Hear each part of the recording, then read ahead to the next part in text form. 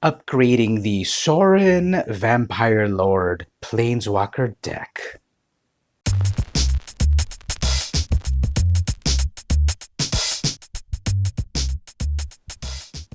Hey everyone, it's VM Campos, Magic Fan. I've got another Planeswalker upgrade video for you. This time it's the Sorin Vampire Lord from Corset 2020.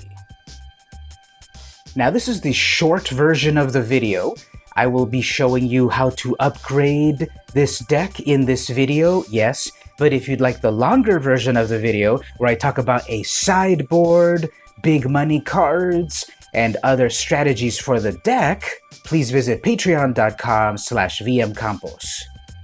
If you've got $1, please consider joining the Patreon. It keeps me funded, it keeps me going, and it gets you access to a bunch of cool stuff for as little as $1. If you go to the $2 range, I will actually mail you vintage Magic cards. No, not a Black Lotus. If you don't have the funds at the moment, no worries, enjoy the short version of the video. This video is for beginning to intermediate players that have purchased a Planeswalker deck and wish to upgrade it. I'm going to focus on common and uncommon cards, specifically Corset 2020. As a beginner player, you might not have as many cards in your collection as you would like. You probably have the latest ones from the latest set. So that's what I'm going to focus on. Rare and mythic rares are harder to get by nature and possibly more expensive, so I'm going to focus on common and uncommon upgrades. You can, of course, make an amazing deck with cards from the full history of Magic, and I encourage you to comment down below to give me some more ideas on how to upgrade these decks. But I'll focus on common and uncommon from Corset 2020. That's the great thing about Magic, that you can have so many different versions of a deck with so many ideas and concepts. Let's get started. First of all, the crown jewel of the deck is the Planeswalker card.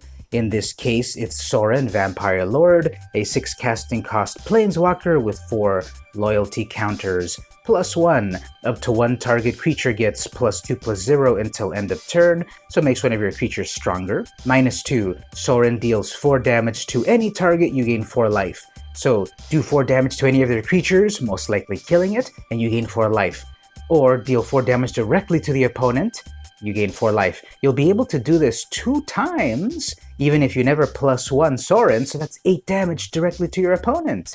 Plus the life gain clause is so important for this deck, as we'll see. Or -8, the ultimate. Until end of turn, each vampire you control gains the ability tap, gain control of target creature. This is really interesting. If you've got a lot of vampires on the field, you can basically make them possess your opponent's creatures, or treason them, and then attack back with them. Really cool. The deck really functions with this card right here. This deck comes with 4 of these. Bloodthirsty Aerialist. This card is amazing. I love it in this deck.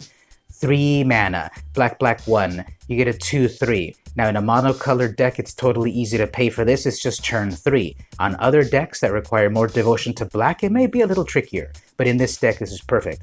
Flying. Whenever you gain life, put a +1/+1 on this creature. So whenever you gain life, if something deals damage twice to your opponent in 1 turn, this gets +2/+2 permanently. I've used this card so well to win the game because it can get so big so fast when you gain life. And this deck is going to gain life so easily. As a matter of fact, this deck is pretty great as is. There's not too many upgrades to do, as we will see, because, okay, we've got 4 of the Vampire of the Dire Moon, a single black mana casting cost 1/1 Death Touch lifelink. So this card is amazing. Turn 1, you summon her, and then eventually when you've got the Aerialist and you're attacking, your Aerialist is getting stronger. What if you've got 1 on turn 1 and 1 on turn 2? Well, that's again 2 damage +2 to your Aerialist. Secondly, it's got Death Touch. Your opponent has a 7/7 coming at you. No worries, my 1/1 will kill it.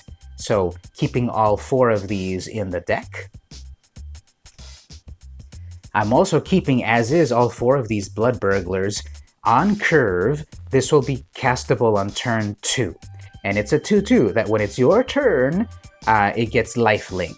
Again, turn 1, here's the perfect sequence. Turn 1, Dire Moon, turn 2, Burglar, and then turn 3, Aerialist. You've got your creatures that have lifelink and strengthening up your Aerialist. Amazing. Here is an Honorary Vampire, the Dread Presence. 4 mana, 3/3 rare creature. Whenever a swamp enters the battlefield under your control, choose one. You draw a card and you lose 1 life, or Dread Presence deals 2 damage to any target and you gain 2 life. This card is stealth amazing because there is no way for your opponent to counter you playing a land. You play a land and that's it. They cannot counter it. And so every time you put this out, you can then draw a card, which is always useful, or perhaps deal damage to something. Maybe do 2 damage to take out one of their little 2/2 creatures, or deal 2 damage to take out one of their planeswalkers, and then you gain 2 life. And then again, your Aerialist gets bigger and bigger. Amazing. If you can get more of these in your deck, that would be good, but this is a rare card and it's getting a little expensive. We have some exclusive cards here. These are cards that are numbered past 280. This is 291. Savage Gorger, 3 casting cost, 1/1. If your opponent loses life, it gets a +1. So this can get stronger and stronger also as you get out these other creatures that do damage. This is not about life gain, it's about when they lose life. And it's only once per turn actually, so read the fine print. And this will get bigger and bigger, so I'll leave it as is. I'll also leave Sorin's Guide. This is a 5 casting cost 4/2 vampire. When it enters the battlefield, basically go search for Sorin. You're already getting pretty close to summoning him at 5 mana, so when you bring out your 4/2, go get Sorin to your hand, and then you'll be able to cast it soon enough. I'll leave both copies. This is a rare, this is exclusive. The only way to get more copies of these are to get them from these Planeswalker decks or online. Here's another exclusive card. There's 3 of them. If you can get all 4 of them, that would be cool. But again, this is number 293. It only comes in the Planeswalker deck. This is a 3/3 for 4 mana. Other vampires get +1. So even your lowly 1/1 can get bigger and bigger if you've got one of these Bloodlords out. So I like these. I'll keep them as is. I'm keeping here also the Gravewaker, not a vampire, but it flies, so close enough. 6 mana, 5/5 flyer. For 7 mana, return creature card from your graveyard to the battlefield tapped. So if for whatever reason your presence died, later on you'll be able to bring it back to life as the game drags on because you've got the mana to bring it back from the graveyard. Nice. I will leave as is the Saurons Thirst. This is actually new art compared to the last printing, which was from War of the Spark. 2 black mana, it deals 2 damage to target creature, you gain 2 life. Again, either outright kill one of your creatures or weaken it after your own creature has damaged it, and then that life gain helps your Aerialist or your Gorger. So again, a lot of life gain going on in this deck. Well, up until this point, I have not changed the deck at all. What gives? Okay, here's my changes. We've got 3 murders. We need more murder. So I'm going to take out 1 swamp and put in 1 more murder. There's 25 lands here. We only need 24. We could probably even go down to 22 lands. A monocolored deck is a lot easier to deal with, summoning stuff. But anyway, took 1 out for murder. Destroy target creature. So any creature your opponent has coming at you, instantly murder it. So full playset now. Also, we have the Vampire Opportunist, which I don't really like. 2 mana, 2/1, and then you need 7 mana to start doing damage. That's too long. I'm going to take it out to instead put 2 Epicure of Blood. So again, another common card, 5 mana, 4/4. Whenever you gain life, each opponent loses 1 life. You've got so many ways for you to gain life that you will be damaging your opponent even more when your Epicure is out. And at 4/4, it's going to take a lot of punishment. And imagine you've got this out, plus you do ultimate. It doesn't even need to attack because then it'll steal your opponent's creature, and then you've got the life action going on.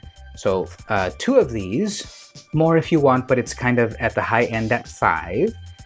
You could take out a couple of these other 5 casting costs or keep it as is. So Epicure, I think, makes a good addition. Here's some more changes. We'll go over to this Dark Remedy instant. I'm taking both of them out to instead put Agonizing Siphon. This is a 4 casting cost sorcery, deals 3 damage to any target, and you gain 3 life. So 3 damage directly to the opponent, 3 damage to one of their creatures, you gain 3 life, again fueling your life gain. It's amazing. I would think about maybe putting a whole set of 4 of these, maybe instead of the Epicure of Blood. I'll leave it up to you. And here we've got some cool Seb McKinnon artwork. So this is one of my big changes, Agonizing Siphon. And that's it. These are the changes to the deck that I would recommend. Not too many. This deck, I think, on its own is already pretty powerful. But the sideboard will include cards that will help against certain decks. So don't forget to head on over to patreon.com/vmcompos to get access to the sideboard, other expensive upgrades, more strategy, and so forth. This has been VM Campos, and I'll see you in the blind eternities.